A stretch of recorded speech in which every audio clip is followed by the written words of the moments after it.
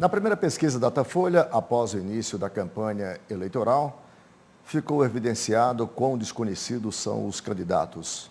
É o Mano Freitas, apoiado pela prefeita Luiziane Lins, que teve apenas 3 pontos percentuais de preferência nos eleitores, e Roberto Cláudio, que igualmente teve 5 pontos percentuais, portanto aí o chamado empate técnico. Isso não nos surpreende, porque se trata de 2 jovens iniciantes na vida pública, o Roberto Cláudio sendo presidente da Assembleia Legislativa, detentor de mandato de deputado estadual, e o Mano Freitas, secretário, na última administração, da prefeita Luiziane Lins, diante dos mais conhecidos como Moroni Torga e Inácio Arruda e o Heitor Ferrer, só para citar 3 daqueles que já disputaram pelo menos 2 vezes as eleições. Mas o que nos chama a atenção, a mim particularmente, é o alto índice de rejeição que tem, por exemplo, a administração da prefeita Luiziane Lins e, consequentemente, a transferência que o eleitor faz, pelo menos no campo das intenções, para o seu candidato. Se não vejamos, quando perguntado ao candidato se ele votaria no candidato apoiado pela prefeita Luiziane Lins, você tem uns percentuais que são bastante significativos. 76% disseram que não votam de jeito nenhum no candidato da prefeita, contra apenas 11% que responderam que votam. Quando você vai para o candidato do governador, o deputado Roberto Cláudio, os números são um tanto quanto diferentes, mas também não são nada assim significativos, porque 22%, portanto o dobro, responderam que votam e 53% responderam que não votam de jeito nenhum. Por que, então, podemos extrair daí uma certa dificuldade? Porque evidencia, a partir desses números, que o poder de transferência de voto, tanto da prefeita quanto do governador, não é assim tão significativo quanto se imaginava. O que não ocorre, por exemplo, com o ex-presidente Lula e com a presidente Dilma Rousseff. Perguntado ao eleitor se ele votaria com certeza em um candidato do presidente Lula, vejam, simplesmente 49% responderam que sim. Quando se faz a mesma pergunta em relação à presidente Dilma Rousseff, se vai encontrar um percentual de 45% pelo menos. São números bem significativos, diferentemente do prefeito e do governador. É para discutirmos esses números, a administração municipal e a sucessão municipal como um todo, que nós estamos iniciando mais uma edição do programa Visão Política pela FGF-TV, canal Universitário 14 da NET e Rede Pública de Televisão Cearense. E hoje temos a participação, obviamente, de um representante da Prefeitura Municipal, da Administração Municipal de Fortaleza, que é o superintendente do IPM, o ex-deputado Mário Mamed, que aqui comparece para nos ajudar a refletir sobre essas questões. Para debater com o Dr. Mário Mamed, nós temos as participações dos nossos colaboradores, os professores Francisco Moreira, que como cientista político nos ajuda semanalmente aqui a fazermos este programa refletindo sobre os vários temas. De igual modo, o professor Dr. Clésio Arruda, que também integra a nossa equipe e semanalmente tem colaborado nas reflexões várias que aqui fazemos sobre a sucessão municipal, as administrações e os assuntos político-econômicos aqui propostos. Eu sou Arnaldo Santos, peço a você, assinante, apenas 1 minuto para um rápido intervalo e já voltamos com mais uma edição do programa Visão Política.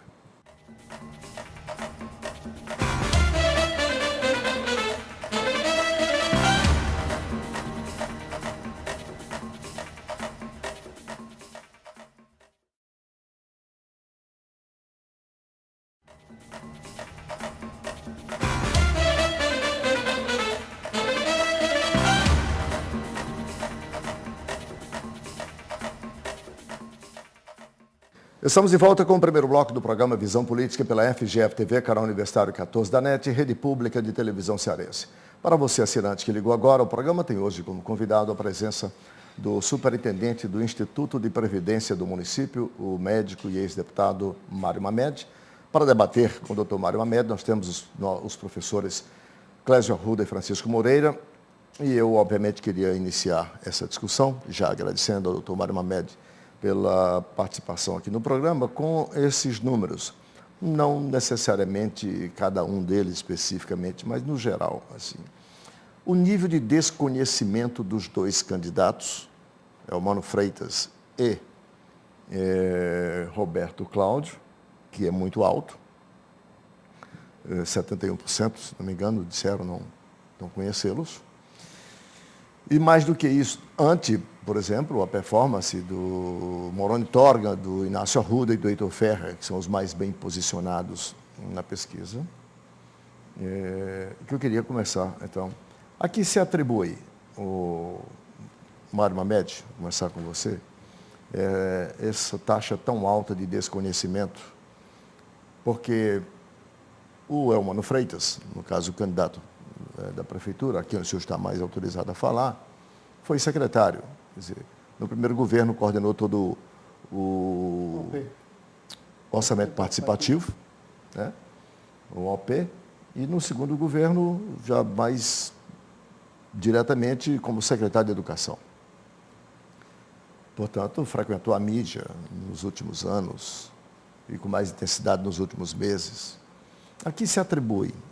A prefeita está aí, quer dizer, com 2 mandatos e o seu nome, quer dizer, o nome Eumano já vem sendo discutido desde quando iniciaram-se as articulações internas no PT e as negociações com o governador, com o PSB, para que fosse possível a manutenção da aliança. Isso deu mídia, deu visibilidade demais. A que se atribui tamanha taxa de desconhecimento na sua percepção? Olha, o primeiro aspecto que nós devemos considerar em relação a todos os candidatos em momento político, esse momento pré-eleitoral, porque hoje a eleição está muito ligada ao impacto da grande mídia, que é a televisão, eu considero que esse desconhecimento é resultado de um certo distanciamento ou uma certa despreocupação ou não valoração do processo político eleitoral por parte de amplos segmentos da população que estão, em parte, desinformados ou, em parte, sofrem alguma decepção com a prática política, por motivos que, aqui e acolá, nós temos que considerar absolutamente legítimos. Escândalos, corrupção, desvio de recursos públicos, inoperância e outros mais. Então, esse aspecto atinge todos os candidatos. É tanto que 80% do eleitorado está distante das preocupações do processo eleitoral. Mas são causas que não atingem, por exemplo, a administração municipal. 68% não tem conhecimento de quem são os candidatos. Então, tem alguns dados que são importantes. Quando você parte para citação espontânea, qual é o candidato que você votaria, a grande maioria está na faixa de 2% a 3%. Alguns 1%, alguns não têm sequer visibilidade. A visibilidade de Moroni e Inácio é uma situação diferente, porque tem um forte recall, mas também eu acredito que nenhum dos dois tem para onde subir mais pela elevada taxa de rejeição de ambos. Ou seja, essa leitura tem que ser feita, né? Agora, eu não concordo contigo, por exemplo, quando você fala que o nosso companheiro Eumano é uma pessoa que, iniciado na política recentemente. O Eumano é um militante desde a juventude. Ele é militante do movimento estudantil, é militante dos movimentos sociais. Ele advogou durante muito tempo para a Federação do Movimento Sem Terra, tem uma militância como advogado, associada à militância política. É uma pessoa extremamente discreta, portanto, na discussão sobre o OP, ele trabalhou pelo interesse da sociedade, organizando as assembleias, fez um trabalho belíssimo, com ampla participação, cerca de 350 mil pessoas participaram desse processo. E como secretário de Educação, ele foi um secretário que substituiu a Ana quando ela foi para a Educação. Isso só agrava o seu desconhecimento.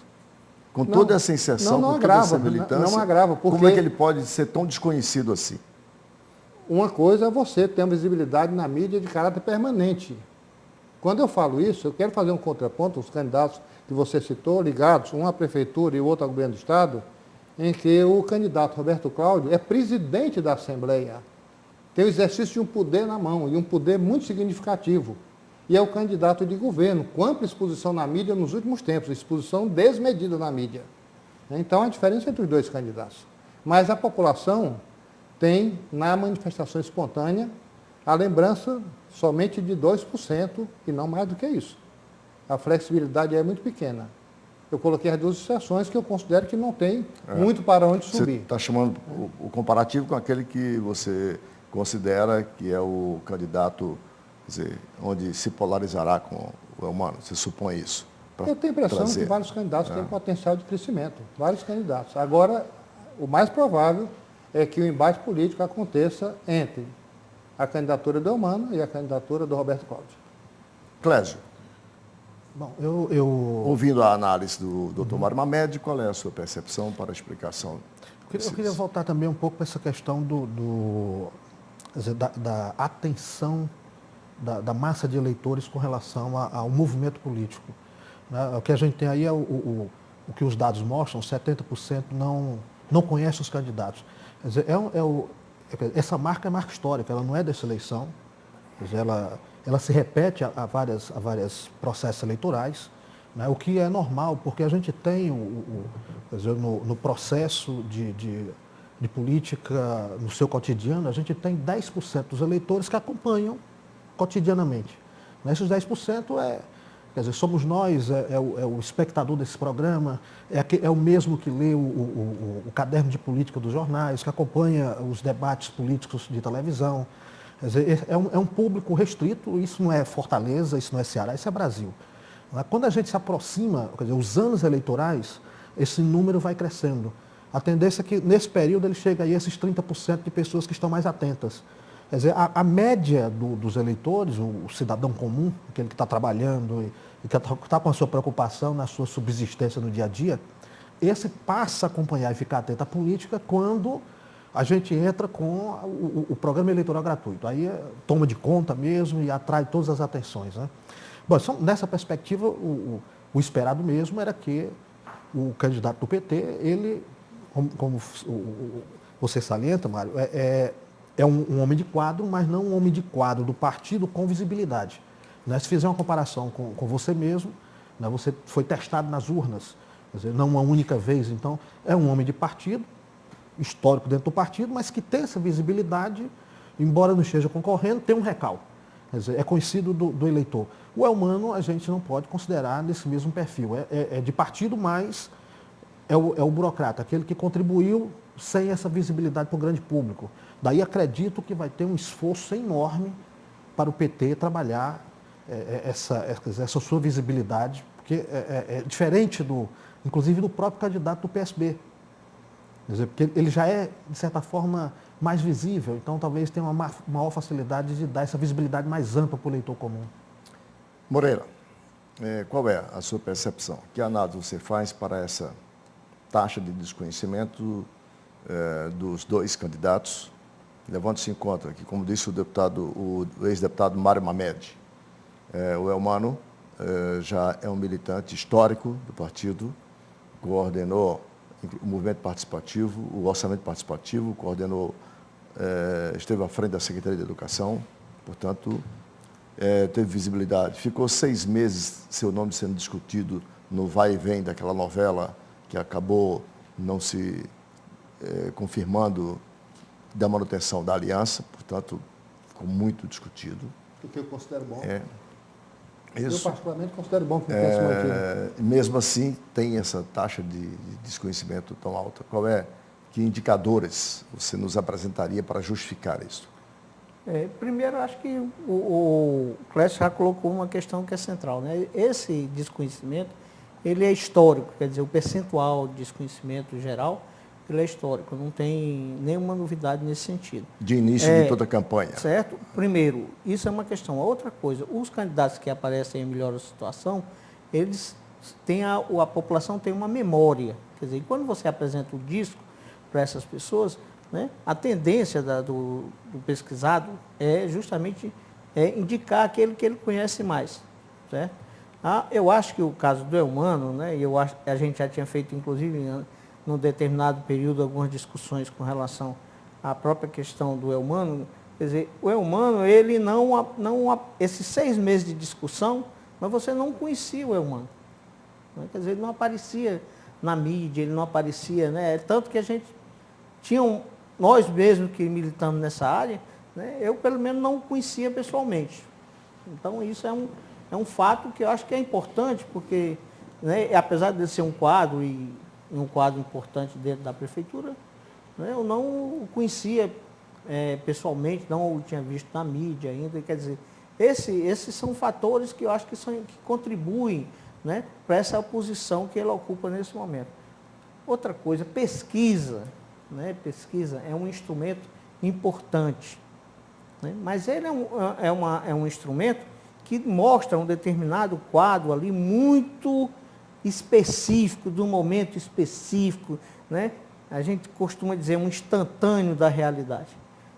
Pode modificar rapidamente. E essa é só a primeira, né? É. Depois da Esse eleição. é um caso, é um fato. Então, quer dizer, essa questão da visibilidade dele, você vai encontrar uma série de elementos que vão demonstrar por que ele, nesse momento, existe esse desconhecimento dele.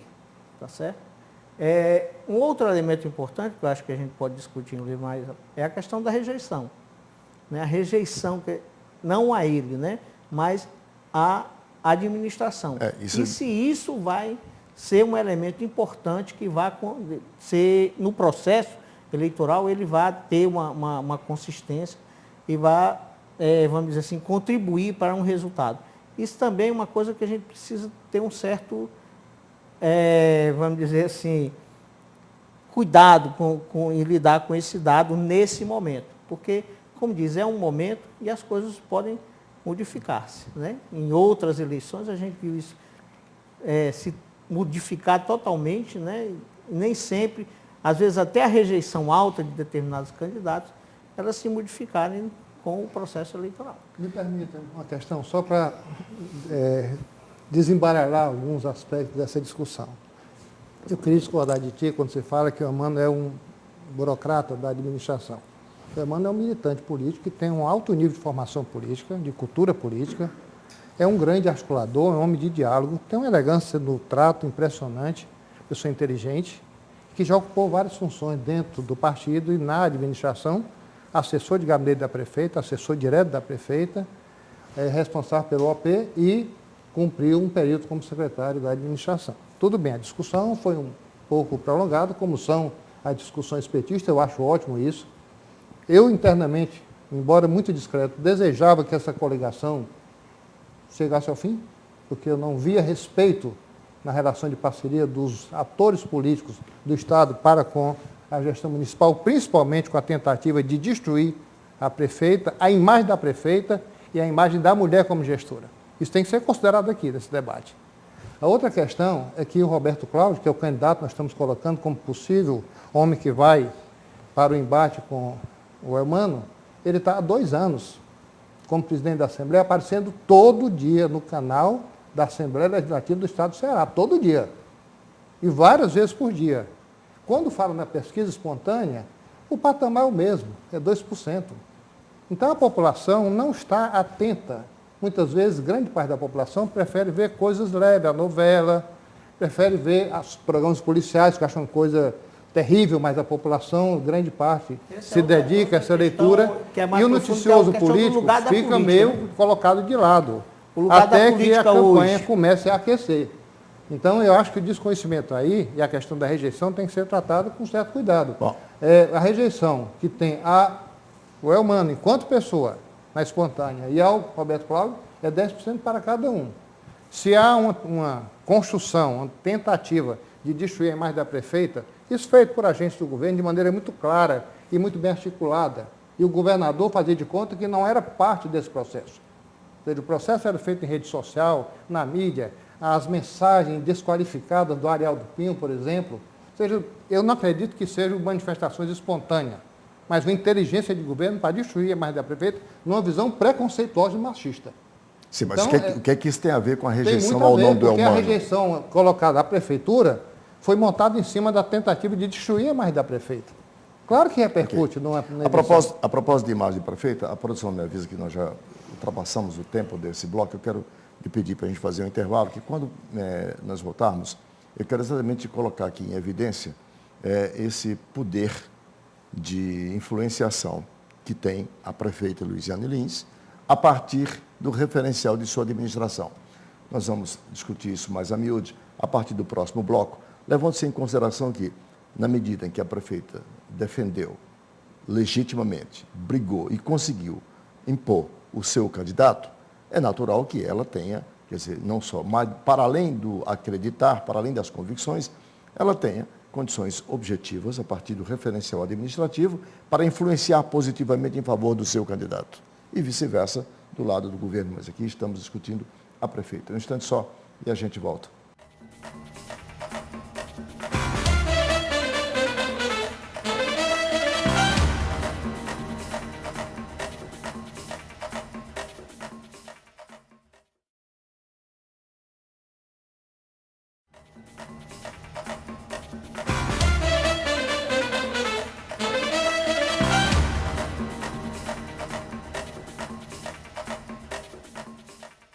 Estamos de volta com o segundo bloco do programa Visão Política pela FGF-TV, canal Universitário 14 da NET e Rede Pública de Televisão Cearense. Se você assinou agora, o programa recebe hoje como convidado a presença do superintendente do Instituto de Previdência do município, o médico Mário Mamed, ex-deputado estadual, debatendo com o Dr. Mário Mamed os nossos professores Francisco Moreira e Clésio Arruda. E eu queria, a propósito do que anunciei no bloco anterior, introduzir uma outra vertente para a análise de vocês, que é a seguinte. A prefeita Luiziane Lins brigou, durante pelo menos 6 meses até o fim, para que a coligação fosse mantida com o nome da sua preferência, no caso é o Mano Freitas. Não conseguiu manter a coligação, mas conseguiu o nome que ela julga da sua confiança, o mais preparado para administrar. O governador, por sua vez, fez a mesma coisa em relação ao seu candidato. Mas quando a prefeita fez todas as articulações que fez, é porque ela acredita plenamente, a partir do referencial de sua administração, o poder que ela tem de influenciar para ver eleito, para ver vitorioso, um desconhecido, que nós falamos no bloco anterior, e cada um dos senhores expôs as razões desse autodesconhecimento. Então, para além da convicção da prefeita de que ela tem as condições de levar o seu candidato para uma disputa no segundo turno, seja com quem quer que seja, com quem quer que for, ela acredita que tem o referencial político-administrativo para isso. Vamos então aos números nesse aspecto. Quando perguntado, doutor Mário Mamed, sobre a avaliação da administração, o cidadão fortalezense, 20% responderam achando ótima e boa a sua administração e 40% achando regular. Quando perguntado sobre se vota, esse mesmo que disse ótimo e bom e regular, 20 e 40, quando perguntado, você então votaria com certeza no candidato da prefeita, somente 11 responderam que sim. E 76 disseram que não. Veja aí que há uma contradição muito grande entre essas duas interpretações. Eu queria então colocar o doutor Mário Mamed para que os professores possam pontuar e analisar. Quais são as causas dessa aparente rejeição, eu vou chamar de aparente rejeição, ao nome do candidato a partir do referencial da administração? Meu caro Arnaldo, a prefeita fez muito. Foram 8 anos de gestão com muito esforço e uma vontade muito grande de mudar o perfil de nossa cidade em muitos aspectos. Só que há um direcionamento político claro da sugestão e ela tornou isso mais claro no seu discurso, que seria um esforço de políticas públicas para cuidar das pessoas, daquelas mais necessitadas. Então, nós temos muito que mostrar, isso vai ser claramente percebido, vai ser assimilado e compreendido pela população. Então, não me preocupe com essa rejeição imediata, porque 20% ao longo de 8 anos de gestão considerar ótima e 40 e tantos por cento, quase 50%, considerar irregular, eu acho que é um dado bastante animador para nós. Uma outra questão que não está sendo divulgada nas pesquisas com a ênfase necessária, mas tem sido comentado por comentaristas da melhor qualidade da nossa imprensa, é que o PT é o partido preferido de 21% dos fortalezenses. 21%. E o partido está unido, está com garra e com vontade política para ir para esse embate em torno do nome do Eumano, que foi o nome escolhido por maioria e de maneira muito consequente, e o comando do processo político foi feito pela nossa prefeita, que preside o partido. O partido seguinte, preferência, é o PSDB, que passou 16 anos no poder, no período Cambeba-Tacismo, e tem 3. O PMDB tem 2. E o PSDB, fragmentado, o grupo do Sérgio Novaes e o grupo que está no governo, tem 2. Então, a diferença é muito grande entre 21%, um partido unido, com a garra, com a capacidade e com a inserção social que o PT tem, de um partido que está com 2% fragmentado. Então, eu acho que tem muitos dados animadores para o crescimento da nossa candidatura. E na medida em que for sendo mostrado o que foi feito na gestão municipal, de dados importantes que vão ser colocados quantitativamente e qualitativamente, eu acho que o cenário vai mudar bastante. Eu vou lhe dar um. Dizem que nós fomos inoperantes na atenção básica. Como é que, sendo inoperante na atenção básica, Clécio, Fortaleza reduziu, o que foi motivo de elogio pelo Ministério da Saúde, em 50% a mortalidade infantil, mortalidade materna, e reduziu de 22% para 11% a mortalidade infantil. Esses dois indicadores são indicadores importantes na avaliação de uma política pública de saúde na atenção básica. Então, são dados a serem considerados. Tem uma questão que eu acho que é fundamental. Sempre esse discurso, né, quer dizer, o discurso da prefeita foi, como você colocou, foi claramente colocado que ela tinha tomado uma determinada posição em relação... Não, eu vou dirigir a minha administração, né, para os mais necessitados. De maneira mais diferenciada. Mais diferenciada. Né? Isso é uma questão que, né, eu acho que é fundamental que seja mostrado. Eu sempre achei, na época da reeleição dela, eu me lembro que a gente fez muita crítica nesse sentido, que a Luiziane tinha feito muita coisa, mas não conseguia dar visibilidade a isso. E ela continuou com o mesmo problema, certo? Porque hoje, quer dizer, o que domina, por exemplo, na mídia, né, é justamente essa visão da rejeição. O que está sendo expresso na pesquisa é um pouco o que já existia na mídia. Né? Era o que os jornais diziam, né? É o que você via a boca miúda, principalmente numa determinada visão de classe média. Por quê? Porque, na verdade, quer dizer, como ela fez essa opção, na minha visão, ela também fez uma opção que eu acho que eu considero, para o administrador de uma cidade como Fortaleza, errada. Né? Que foi, ela abandonou, de certa forma, ou deixou em segundo plano, né, aspectos importantes da cidade. Quais, por exemplo? A questão do cuidado com a via pública. Né? Nada que foi feito em relação à questão da mobilidade, quando esse problema era um problema anunciado. Aí ela está tentando dar uma solução que parece agora ser um arremedo nos últimos Moreira, nós temos 3.500 quilômetros de malha viária em Fortaleza. 70% está de boa qualidade. Agora, grande parte das obras que geram os buracos e tentaram colocar nas costas da prefeita foram obras da CAGES. Quando ela foi criticada, ela disse ao governo do Estado, pô, então passe para mim de volta a concessão da CAGES. Então, essas coisas têm que ser observadas. A cidade é bem avaliada pela população em limpeza pública, é bem avaliada na malha viária, é bem avaliada em serviços urbanos que não houve qualquer descuido. A iluminação pública é outro setor de boa avaliação. A revitalização da beira-mar, uma situação precária que ela encontrou, e hoje a realidade é totalmente outra. A questão do PV.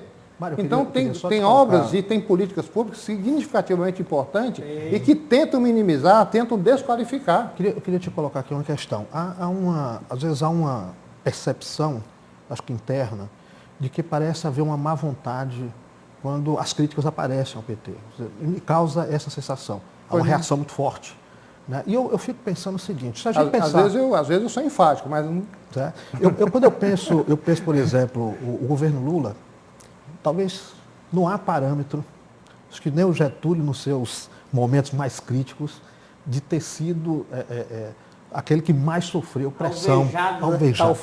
E com toda essa crítica, né, com toda essa má vontade, aí a gente pode falar de uma má vontade mesmo, que foi muito claro, ele sai com 85%. Né? A gente tem todas as suas dificuldades de demonstrar via mídia, a grande mídia, o que ele vinha fazendo. Bom, se o que o PT coloca é que tem trabalho feito internamente em Fortaleza e que ele não consegue mudar essa visão, então não passa por aí. Quer dizer, o problema, então, seria a questão interna, de não saber trabalhar isso que está sendo feito. Quer dizer, de dar visibilidade a isso. Uma questão de comunicação, então. Provavelmente. Erro da comunicação que ela fez. Se vocês trazem para si e dizem, olha, nós fizemos, está aqui, está aqui. Quer dizer, mas se não está chegando lá, então o problema está lá na ponta. Quer dizer, nessa comunicação para que a população perceba claramente isso. Eu até acho que o Mário levantou uma questão que é significante, né? Quer dizer, a questão da má vontade, né? Ela existe, eu acho que não dá para você jogar para baixo do tapete. E também a forma, né? Má vontade, você diz o quê? Má vontade da percepção popular para com a administração ou da administração mídia recebe a crítica? Não, a da mídia, houve uma má vontade de parcela da mídia, não vamos generalizar, com relação à própria administração municipal, né? Se você pega, não é toda não, mas uma parcela significativa. E principalmente quando você olha isso da perspectiva do governo do Estado. Quer dizer, a forma como isso foi tratado. Certo? Eu considero a Luiziane um animal político, né, com uma capacidade enorme de articulação e de compreensão do mundo político no processo que ela está inserida. Como todo animal político... Por que essa fera política também não é a fera administrativa? Bom, aí são... Eu estou falando da fera política... Nós estamos falando de administração. Não, mas eu estou falando da fera política para poder levantar um aspecto que eu acho que é importante. Certo? Como todo esse animal político, normalmente você é muito aguerrido e comete determinados enganos, né? E eu acho que ela jogou, nesse jogo político, a forma como o outro lado estava jogando, e que ele colocou aqui com muita clareza, quer dizer, você tinha, né, elementos provocativos, o tempo todo provocando esse processo, e ela, nesse jogo político, acho que ela cometeu alguns enganos também. Moreira, só uma questão. Quando você coloca o governo do Estado, não vamos colocar para nos mortos, você tem o seguinte, você tem crítica de ambos os lados. Né? Do mesmo jeito que você tem aí, às vezes, o olhar até machista que vem lá para cá, mas também a prefeita, né, nessa sua forma de fazer política, ela também devolve quando ela coloca, por exemplo, uma oligarquia, né, a manutenção de uma oligarquia rural no poder. Quer dizer, não tem inocentes aí nesse jogo. É um jogo pesado. Agora, essa transformação, quer dizer, do fazer administrativo, que seja palatável, aceitável e percebido pela população geral, é que eu não percebo isso. Né? Você tem, a não ser que isso apareça pontualmente. Se eu pensar, por exemplo, para não ficar na crítica, eu vou pegar uma questão interessantíssima. A gente teve aqui no final da BR-16, ali a Atapu, talvez uma das melhores intervenções urbanas. Tínhamos uma área de risco, a população foi transferida para outro local, foi construída habitação de boa qualidade. No lugar anterior se faz uma área de lazer e esporte. Quer dizer, perfeito. Quer dizer, tudo aquilo que se esperava de um partido com perfil de centro-esquerda, vamos colocar dessa forma.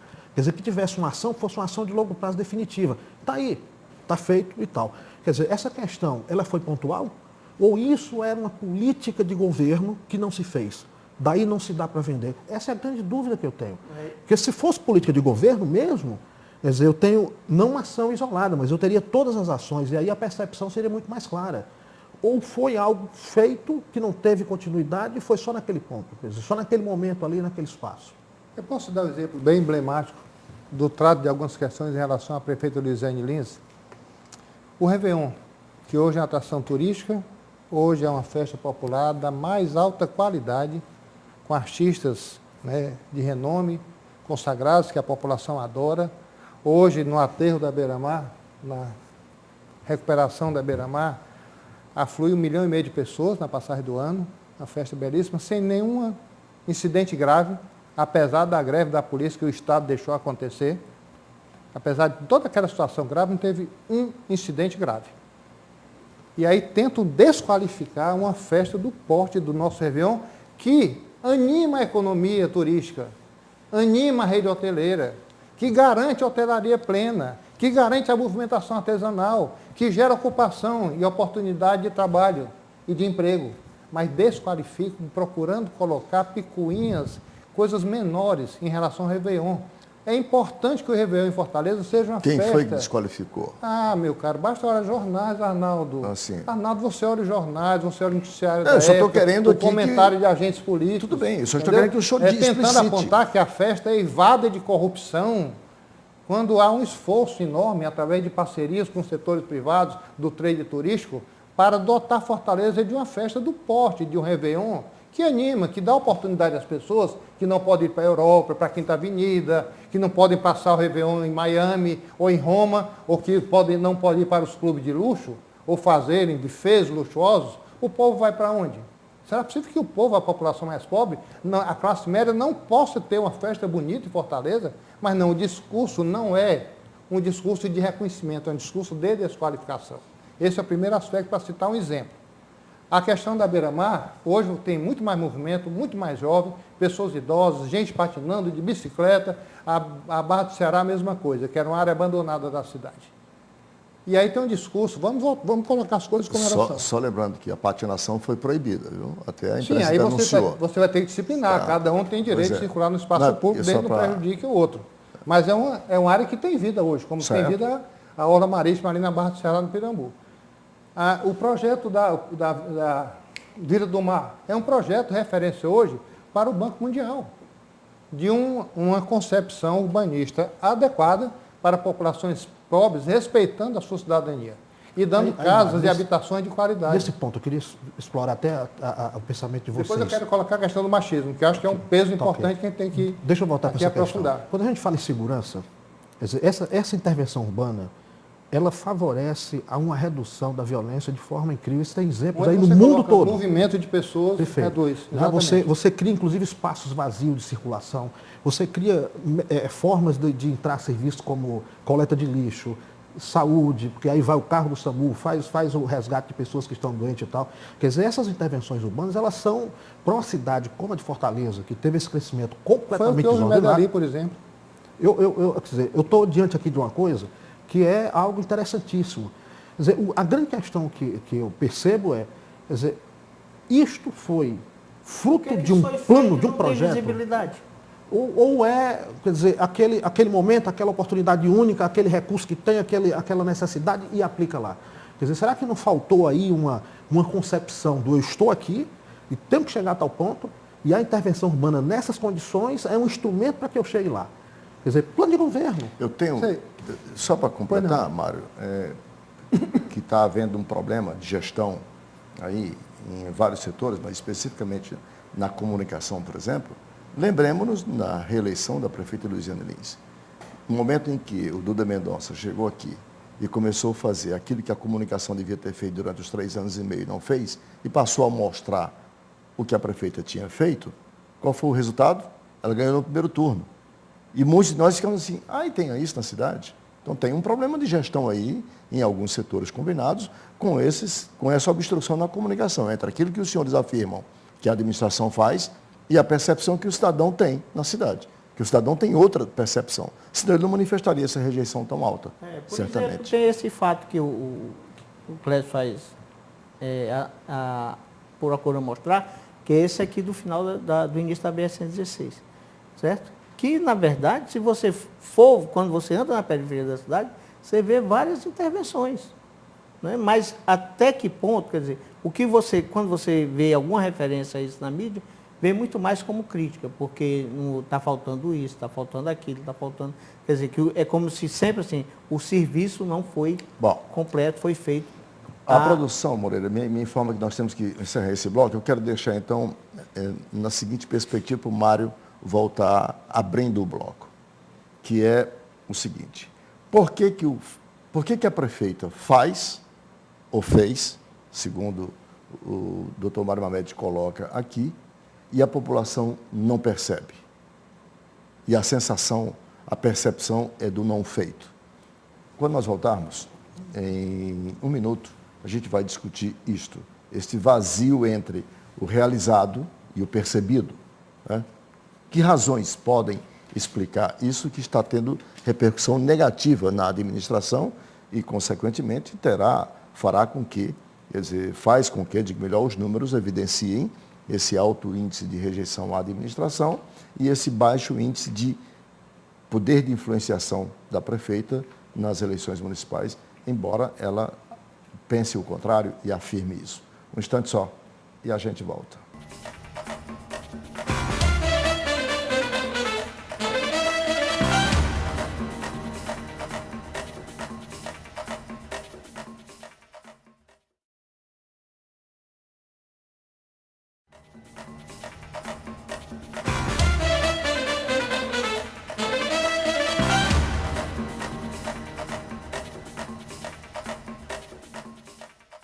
Estamos de volta com o terceiro e último bloco do programa Visão Política pela FGF-TV, canal Universitário 14 da NET e Rede Pública de Televisão Cearense. Discutindo hoje com o superintendente do Instituto de Previdência do município, o ex-deputado médico Mário Mamed, os debatedores Francisco Moreira e Clésio Arruda. Eu deixei no bloco anterior a seguinte colocação, doutor Mário, para o senhor retomar a partir de aqui. O senhor afirma, com muita convicção, e nós não temos nenhuma razão para discordarmos das suas afirmações, de que a administração é profícua, é realizadora. O senhor atribui que há uma má vontade de setores da imprensa na divulgação desses feitos da administração. A percepção que a população tem, quando é instada a se manifestar via programas policiais, noticiários, de modo geral, é outra que não essa que o senhor afirmou. É de negação, é de reclamação. A percepção que o eleitor manifestou nos números foi de rejeição. Não é? Somente 11% votariam no candidato a prefeita, 76% diz não, o que evidencia essa rejeição toda. A avaliação da administração em si é de apenas 20% ótimo e bom e 40% de irregular, e eu estou dizendo aqui de apenas, se comparar, por exemplo, com o governo do Estado, que é de 25% de ótimo e bom, mais do que o dobro, por exemplo. Então, qual é o problema? Onde os senhores identificam a causa entre os fatos, as realizações, a administração e a percepção do cidadão? Olha, eu tenho a impressão que está havendo uma precipitação propositada de alguns atores políticos que fazem o governo do Estado em transformar a disputa municipal numa disputa como se fosse ela uma disputa para o governo.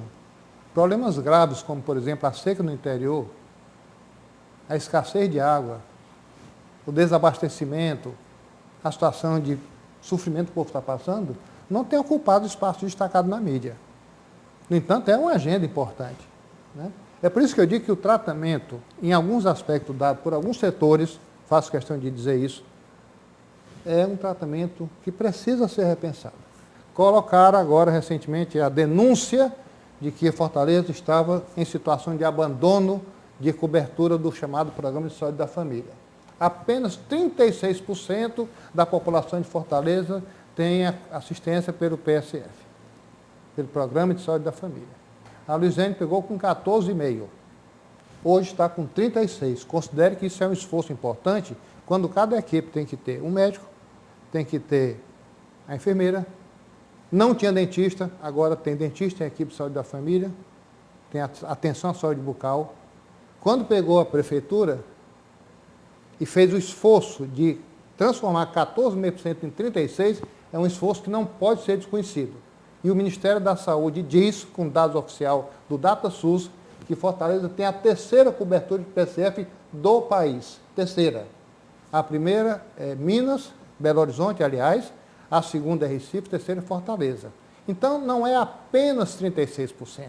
Fortaleza alcança patamares de 36%. Se o novo prefeito, que eu quero que seja humano, continuar o mesmo esforço, ao fim da gestão dele, daqui a 4 anos, nós teremos certamente duplicado a cobertura. Chegaremos a 72% e poderemos ser a cidade brasileira com maior cobertura de PSF. Mas quando você coloca apenas 36%, você desqualifica o esforço. É isso que eu estou chamando a atenção.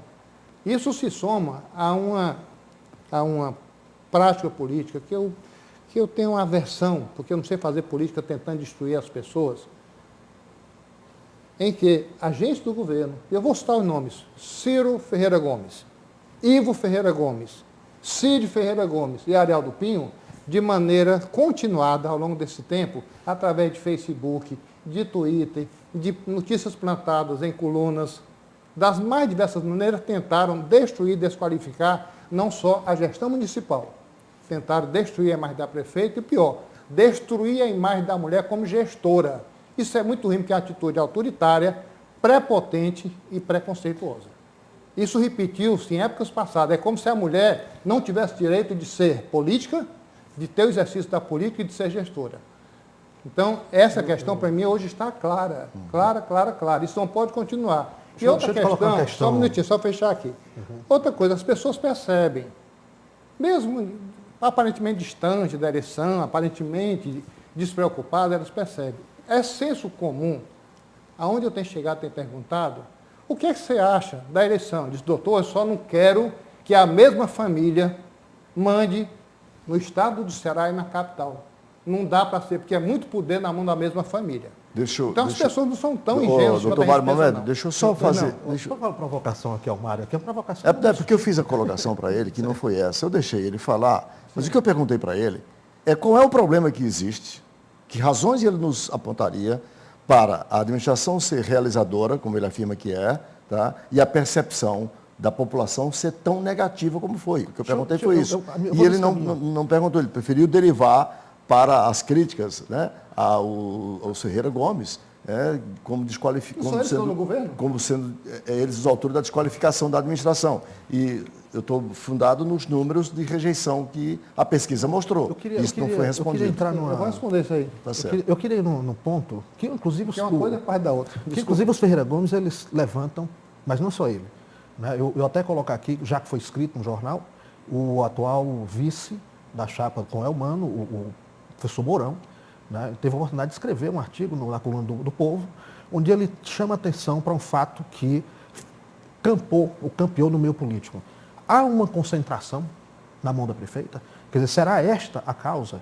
Né, no sentido de que os secretários teriam pouca mobilidade? Quer dizer, essa foi uma discussão que passou. Eu estou colocando, inclusive, aqui um membro da prefeita? Que havia uma gestão centralizadora. Que havia uma dificuldade do secretariado ter mais liberdade nas ações, que haveria uma concentração. É uma marca da... Eu estou colocando isso, inclusive, porque há um artigo escrito do próprio Mourão, no caderno de opinião do Jornal Povo, não me lembro há quanto tempo, mas no máximo 2 anos, onde essa questão ele também levantou. Quer dizer, que é uma crítica também feita por outros setores, até pelos Ferreira Gomes, também já levantaram essa crítica. Aí não estaria uma causa? Olha, eu acho que as pessoas podem ter equívocos das suas avaliações políticas. Eu não vou concordar com todas as observações do Mourão. Estou como hipótese porque eu estou fora da administração. Claro. Pelo fato de ele ser candidato a vice, eu não sou obrigado a concordar com todas as opiniões e avaliações dele. Agora, eu estou no IPM há 4 anos e meio. Nunca a prefeita fez a mim qualquer pedido, ou tentou direcionar qualquer ação minha, ou fez crítica a qualquer uma das minhas intervenções naquela instituição, que passava por dificuldades enormes e hoje tem outra realidade. E os seus pedidos de audiência eram atendidos? Total autonomia. Os seus pedidos de audiência eram atendidos? Porque também me parece que houve essa reclamação. Tem essa crítica de que os pedidos de audiência não são atendidos. São modelos de gestão em que ela despacha com a assessoria trata com os secretários e nós temos pelo menos uma reunião mensal em que ela participa ou durante todo o tempo ou no fechamento da reunião. Ou seja, há uma participação e uma relação de diálogo democrático aberto com a senhora prefeita. Então, o despacho é uma questão simbólica, pontual, e que é uma metodologia de trabalho. Entendeu? Eu não vejo fechamento. Alguém que está na gestão há 4 anos e meio e tem total autonomia de gestão, como eu tenho, e os demais têm, eu acho que demonstra claramente o espírito democrático da prefeita. Como esse bloco é mais curto, eu volto àquela minha discussão inicial. Qual é o problema? O que é que o senhor nos apresenta para explicar, para justificar a causa entre a administração profícua, realizadora, que o senhor afirma ser, e a percepção tão negativa trazida pelos números dessa última pesquisa por parte do cidadão. Primeiro, a gestão não é perfeita. A gestão desenvolveu um esforço, fez o que era possível realizar na quadra política de 8 anos, tem muito a ser feito, e algumas questões serão avançadas certamente a partir da concepção de gestão que o Elmano deverá implementar. Eu quero que o Elmano vá para o segundo turno, e quero que tenha um segundo turno para ter o debate político sobre a cidade. Agora, não é possível que as mães de alunos que estão nas escolas não percebam a diferença que aconteceu na gestão Luiziane Lins. Equipamentos, instrumentalização, capacitação de professores, tratamento respeitoso aos professores, aumento salarial, plano de cargos e salários, fardamento escolar e o transporte diário de 10 mil alunos. E hoje nós temos uma inclusão de crianças com deficiência que é bastante significativa. Esses dados não podem ser contestados. A Luiziane entrou na prefeitura e tinha 55 Se não podem creches. ser contestados, por que então que a o que eu tô manifestação do colocando eleitor assim, na pesquisa é essa? É isso que eu estou pedindo. Eu não estou preocupado, O que Arnaldo, que o com a senhor pesquisa nesse identifica? momento, pelos fatos que o Moreira colocou. Não é possível que as mães dessas crianças, não é possível que as mães não percebam isso. Existiam 55 creches em condições precárias. Hoje existe 139 em condições ideais, adequadas, com 5 refeições diárias para cada criança. Então, esses dados, esse esforço, ele certamente será reconhecido Então, Mário, quando começar o debate precisa político. ter visibilidade isso, porque eu acho que esse hoje é o grande problema. Eu citei a redução da mortalidade materna, 50% na gestão Luiziane Elis. Citei a redução da mortalidade infantil. O tratamento dado, a sobrecarga que o JF, o Hospital de Trauma, recebe, inclusive pelo impacto da violência, e a não crítica com a mesma contundência à situação do HGF é totalmente diferenciado. Hoje o hospital que tem mais acúmulo de pacientes em macas, mal acomodados, aguardando atendimento em fila de espera para cirurgia, é o HGF.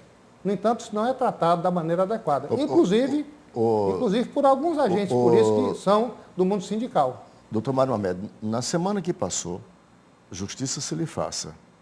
A TV Verdes Mares, no jornal Hoje, portanto, do meio-dia, mostrou, na última quarta-feira, a situação caótica da emergência do HGF, na última quarta-feira, a situação caótica dos corredores do HGF, cheio de macas, pessoas sendo atendidas de forma precária.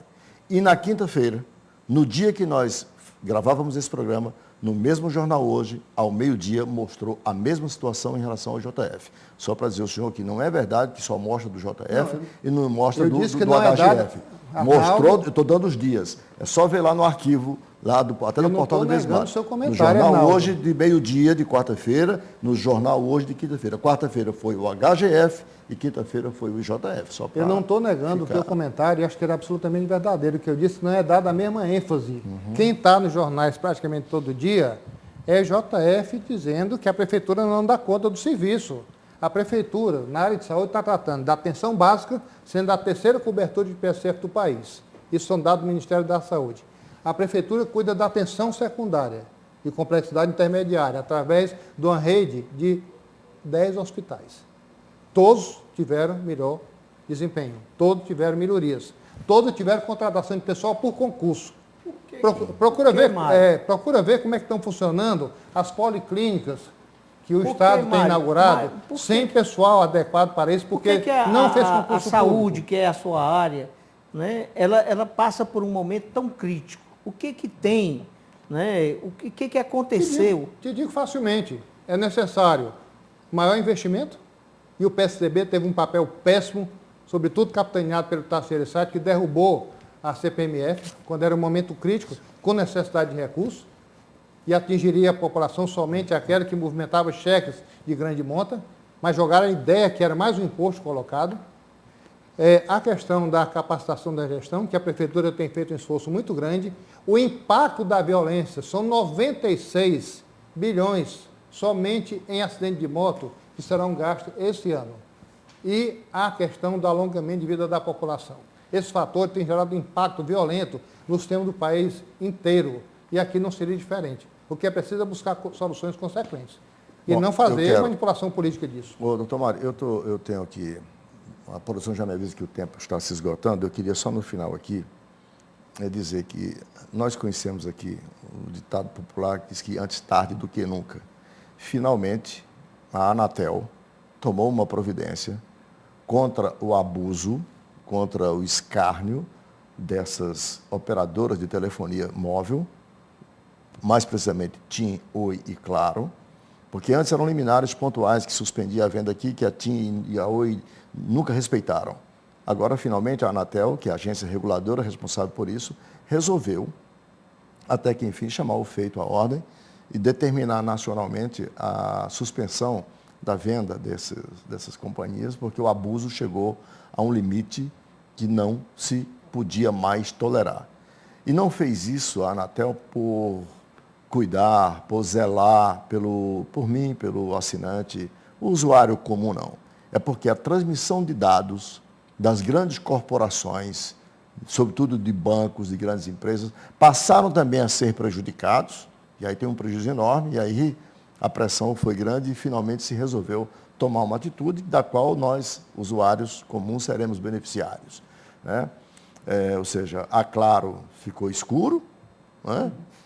A Vivo morreu, é isso que estão dizendo, e a TIM e a Oi ficaram mudas, né? Aliás, já vinham mudas há muito tempo.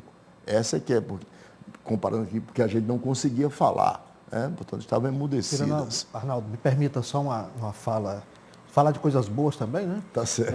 Agradecer os colegas deverão receber posteriormente, agradecer aqui essa obra, 60 anos de história de desenvolvimento, na verdade, 60 anos de história do Banco do Nordeste. É um trabalho do professor Arnaldo Francisco Góes, né? Um trabalho de extremo fôlego. Quero parabenizá-lo pelo trabalho histórico que dá uma grande contribuição não só para a questão dos estudos econômicos, mas econômico, regional, político e cultural, né? É um trabalho que está preso à história do banco, mas que passeia pela formação econômica do Nordeste, contextualizando com a história econômica do Brasil. Então é um trabalho de fôlego, belíssimo, extraordinário, que dá uma contribuição enorme. Parabéns. Né? Já está lançado o livro? Né? Já foi lançado. Já tem aí nas boas livrarias, na Casa do Ramo. Nas melhores casas do ramo, como diria o Reclame. Isso é o resgate da história do Banco do Nordeste desde da pré-concepção do banco, ou seja, desde 1951 até os dias atuais, né? Porque o banco começa a surgir na seca de 51, quando então o ministro da Fazenda do governo do presidente Getúlio Vargas, Horácio Lafra, vem a Pernambuco para uma reunião com os usineiros, os industriais da época, e percebe que o Nordeste não poderia viver de ações pontuais do governo federal. Precisava de uma agência de desenvolvimento econômico que pudesse mudar, ou iniciar o processo de mudança do perfil socioeconômico da região. E a gente faz esse resgate dos 60 anos de história. Agradecendo aqui ao Dr. Mário Mamed pela participação no programa. Bom, isso está disponível na página, no site do o próprio banco. O banco está distribuindo também? O banco está distribuindo. É bom porque se alguém tiver interesse, pegar um. Agradecer ao Dr. Mário Mamed, aos professores Moreira e Clésio Arruda, e em especial agradecer a você, assinante, pela sua audiência com o nosso convite para um próximo Visão Política. Muito obrigado e até lá.